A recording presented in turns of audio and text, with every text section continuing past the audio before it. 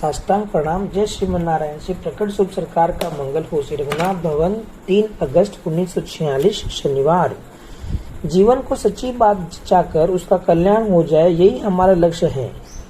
भागवतों को तो प्राय 4 बजे ही निद्रा से जागना चाहिए। रोगी और असुरी गुण स्वभाव वाले मनुष्य ही प्रातः काल सोकर स्वास्थ्य और उम्र गंवाते हैं। भागवत जन को 4 बजे प्रभात में उठकर प्रथम गुरु भगवान को ध्यान करके फिर श्री लक्ष्मी जी सहित भगवान का स्मरण ध्यान करना, सुंदर मधुर स्वर से गुरु परंपरा तथा अन्य भागवतों गुणों का संकीर्तन एवं मंगल गान करना चाहिए। भागवतों को इस बात का अवश्य ध्यान रहे कि हमारे भजन पाठ से किसी को कष्ट न पहुँचे। दूसरे को दोषों को नहीं देखकर गुणों को ही देखते हैं। भगवान की विभूति समझकर निंदा स्तुति से दूर रहकर जगत से हाथ जोड़ लेना ठीक है। लोग भी गुलाब और केवड़े के कांटेदार पेड़ से गुण रूप पुष्प ही ग्रहण करते हैं, दोष रूप कांटे से कोई प्रयोजन नहीं रखते हैं। खूब समझदारी पूर्वक दोषों का परित्याग करते हुए गुणों का ग्रहण ही परम आवश्यक है। अन्न में कंकड़ मिट्टी और भी नहीं ग्रहण करने योग्य बहुत से पदार्थ मिले रहते हैं, परंतु उन सभी दोष रूप अग्राह वस्तुओं का परित्याग करके अन्न ही को तो ग्रहण किया जाता है। इस शरीर में भी गुण दोष दोनों भरे हैं, बल्कि अधिकता दोष की ही गुणों की अपेक्षा है गुणों की अपेक्षा।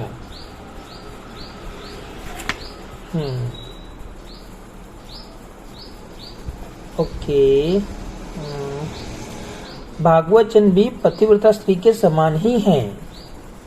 हंस के समान गुण ग्रहण करना, सीजी के समान क्षमा दया करना, भगवान के समान सभी का आदर करना, मधुर बोलना, सहनशील होना और परहित रहना आदि। बारंबार कहा गया है कि सदा मधुर भाषण करना सीखे। वैष्णव होकर भी बहन बेटी स्त्री नौकर आदि को बहुत बुरी गाली देना, माँ बाप पर क्रोध करना, गरीबों को कष्ट देना आदि तो बड़े ही दुख का प्रसंग है। लड़की और स्त्री को गलत बोलना, ऐसी बोली और क्रोध में आग लगे। क्रोध तो अच्छाई के लिए जरा सा ही किया जाना ठीक है। अध्यापक गुरुजन माता पिता जरा क्रोध करते हैं सुधार के लिए, परंतु गुरुजन और माता पिता पर क्रोध करना तो बहुत बड़ा अपराध है, नरक का ही दंड मिलेगा। उपदेश सत्संग सुनकर अपने में लागू करिए।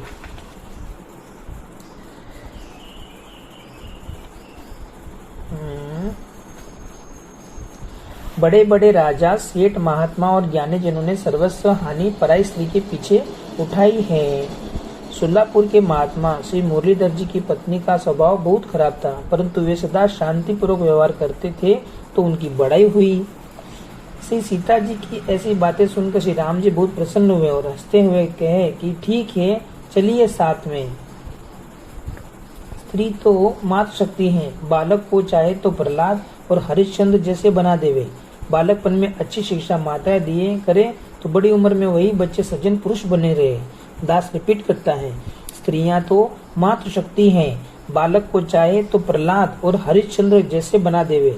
बालकपन में अच्छी शिक्षा माताएं दिया करे तो बड़ी उम्र में वही बच्चे सज्जन पुरुष बन रहे हैं। आजकल तो माता पिता, अध्यापक और गुरुजन बालकों को सदापूर्ण अच्छी शिक्षा नहीं देते हैं। यही कारण है कि आज के सभी स्त्री पुरुष दुराचारी बन रहे हैं। अत्याचारी का अत्याचार चुपचाप नहीं सहना, मरने के लिए सदा तैयार रहना, मोह नहीं करना, मरते समय और जिंदगी में प्यारे श्याम सुंदर को देखने मिलने की एकमात्र इच्छा रखनी चाहिए। सब सेठ राजा महाराजा मर गए, परंतु अपने साथ यहाँ से कोई चीज नहीं लेके गए। वैष्णव शरणागत को सदा ही संसार के व्यवहार से निश्चिंत रहना चाहिए। संसारी सब संबंधी लोग दगाबाज हैं। श्री गोस्वामी तुलसीदास जी खूब कहे हैं, देने में दगा करते हैं और लेने में बहुत चतुर हैं। नरम से नरम होने में देर नहीं होती है। कर्जा आदि विवाह करके भी विवाह आदि नाम के लिए किया जाता है। जवाई और बाराती के स्वागत मान में कितना लोग दिखावा करते हैं। माया जी ये सब देख करके खूब हंसती है। भगवान और भागवतों के लिए करने में तो बहुत आगे पीछे सोचता है। वैष्णव बोला जाता है अर्थात विष्णु के लिए है या विष्णु भगवान का है, परंतु भगवान के लिए करने में मौत आती है। दुनिया के संबंध से गला काट कर मर जाए तो भी कोई फल नहीं होगा। ऐसी समझ हम लोगों की होनी चाहिए। हमारे तो एकमात्र भगवान ही मालिक है, दुनिया हमारी नहीं और हम दुनिया के काम के नहीं। बस ऐसे ही फर्क का दृढ़ता कर लेना, पक्की समझ रखना। श्री प्रकट स्वरूप सरकार का मंगल हो। रघुनाथ भवन, 4 अगस्त 1946 रविवार। हमको को भगवान ड्यूटी दिए हैं, सो भगवान की चीजों की देख संभाल करते हैं। भगवान ही कृपा करके ऐसे कलायुक्त सुंदर शरीर दिए हैं। इस शरीर से सब कुछ अच्छा काम किया जा सकता है। भगवान की सेवा और भजन भी हम इसी शरीर में कर सकते हैं। मैं मेरा का अहंकार करना यही जबरदस्त माया है। यह शरीर भी भगवान के मकान के ही समान है। वे कृपा करके अमानत के रूप में दिए हैं। जब चाहेंगे अपनी अमानत वापस ले लेंगे। झूठे, ठगी, नाम, वेशधारी लाखों साधु बनकर पेट भरने के लिए अनेक प्रकार के छल कपट दम्भ करते हैं। भजनानंदी तो कोई ही होते हैं। श्री रामानुज स्वामी जी ज्ञान प्राप्त करने के लिए कैसे कैसे कठिन प्रयत्न किए थे। 18 बार दूर रहने वाले गुरुजी के पास पैदल आए गए। गुरुजी अपमान भी किए, परंतु सब सच्ची लगन लगी थी तो सब कुछ सहन करना पड़ा। इसलिए गुरुजी भी उनको अधिकारी समझकर परम तत्व का ज्ञानोपदेश दिए। सरकारी अफसर के पास जाते हैं तो खड़े रहना पड़ता है, अपमान नहीं मानते हैं, अफसर से डरना पड़ता है।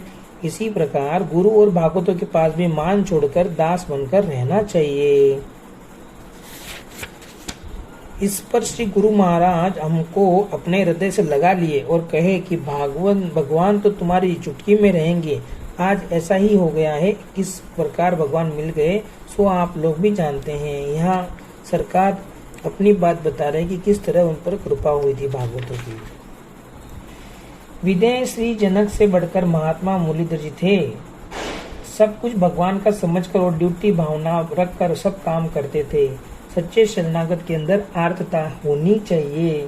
संसार की रचना देखकर रचिता प्रभु का स्मरण करना चाहिए। विवाह आदि में भगवान का ही समझकर यथा योग्य खर्च करे। नाम कमाने के लिए काम करता है तो समझ लेना कि उसे शरणागति वैष्णवता का त्याग देने वाला कहा जाएगा। मैं, मेरा और अहंकार शरणागति भंजक है। भगवान की दुकानें भगवान का सब धन है। उसे अपनी मान बढ़ाई होने के लिए स्वयं खर्च करना तो बहुत बड़ा धोखा करना है। नौकर मालिक का धन अपने काम में ले लेवे तो वह बेईमान है। वह सजाए पाए बिना बच नहीं सकता। दशरथ जी अपने लिए सत्य को पकड़े थे तो उन्हें सभी पाप लगे। वे स्वर्ग को गए, परम पद से वंचित हो गए। दामोदर सब सोच विचार कर घबराता था कि यह सब कमाई किसके लिए की जाए। लाखों करोड़ जो है भी वह किस काम का। उम्र भी 45-50 वर्ष बीत चुकी है। आगे और कमाने में लगा रहूंगा तो रघुवीर मित्र के समान कहीं हमारी भी दशा हो गई तो। रघुवीर के घर पर सभी कुटुंबी पहुंचकर कहने लगे इस महल और धन पर हमारा कब्जा है। संसार की ऐसी दशा देखकर दामोदर ने पराधीनता को खूब समझा। मेरे पास खाने पहनने और रहने को तो खूब प्रबंध है, किंतु अब सच्चा सुख पाने का प्रबंध करना चाहिए। इस प्रकार देखकर विचार करके दामोदर को तो संसार से वैराग्य होने लगा। कोई ऐसा महात्मा मिले जो पराधीनता और संसार की बलाई से छुड़ा देवे। यह सुनकर दामोदर ने विचार किया कि इन ब्रह्मादिक लोकों में भी दुर्दशा की ही भोगनी पड़ती है। वहाँ भी सुख नहीं है, देवता भी परवश हैं। शास्त्रों की इन बातों को सुनकर दामोदर ने विचार किया कि मैं सुनता था कि ब्रह्मा, विष्णु और शंकर तीनों एक है, परंतु शास्त्र और सत्संग से मालूम पड़ा कि शिवजी ने ब्रह्मा जी का एक मस्तक ही काट लिया तो शिवजी का ब्रह्म हत्या का पाप लगा। वह पाप शिवजी को मार डालना चाहता था तो शिवजी प्राण बचाने की भागे भगवान परमात्मा से प्रार्थना किए, तब भगवान शिवजी के प्राणों की रक्षा किए।